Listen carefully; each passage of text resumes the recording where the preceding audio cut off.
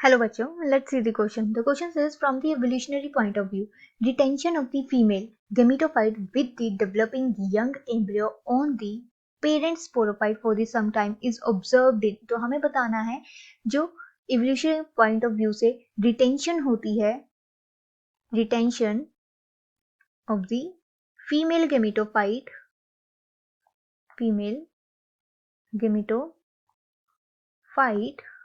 with the developing young embryo on the parent sporophyte जो कि कुछ टाइम के लिए पेरेंट स्पोरोफाइट पे डेवलप होती है, उस ये जो फिनोमिनन है ये किसमें ऑब्जर्व किया जाता है? तो ये फिनोमिनन हमें देखने को मिलता है इन दी टेरिडोफाइट्स को. इसी फिनोमिनन की वजह से टेरिडोफाइट्स को हम precursor of the seed habit भी बोलते हैं. Precursor of seed habit. अब क्या होता है टेरिडोफाइट में जो मेगास्पोर होता है, मेगास्पोर या फिर हम बोल सकते हैं फीमेल गैमीट. यहाँ पे मेगास्पोर जो होगा वो रिटेन्ड होगा for the some time in the female gametophyte पे, इन फीमेल गैमीटोफाइट. और यहाँ पे ये जो रिटेंशन होगी ये होगी सिर्फ कुछ टाइम के लिए, for the variable time period के लिए, फॉर सम टाइम. इसलिए इसे जो है प्रीकर्सर ऑफ सीड हैबिट बोलते हैं, क्योंकि हमें पता है अगर परमानेंट रिटेंशन हो, फॉर द परमानेंट रिटेंशन,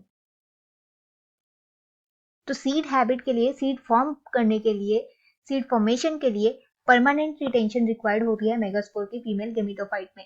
पर in this case in the pteridophyte सिर्फ सम टाइम के लिए या टेम्परेरी टाइम के लिए ही मेगास्पोर जो होते हैं डेवलप होते हैं ऑन दी फीमेल गैमीटोफाइट. इसलिए इसे सीड हैबिट भी बोला जाता है. तो यहाँ पे हम बोल सकते हैं सीड फॉर्मेशन के लिए हमें परमानेंट रिटेंशन चाहिए. एंड बात करें अगर ऑप्शंस की, तो सबसे पहला ऑप्शन दिया गया है जिम्नोस्पर्म. तो जिम्नोस्पर्म जो है हमें पता है जिम्नोस्पर्म जो है सीड प्लांट्स हैं, तो ये हमारा ऑप्शन नहीं हो सकता.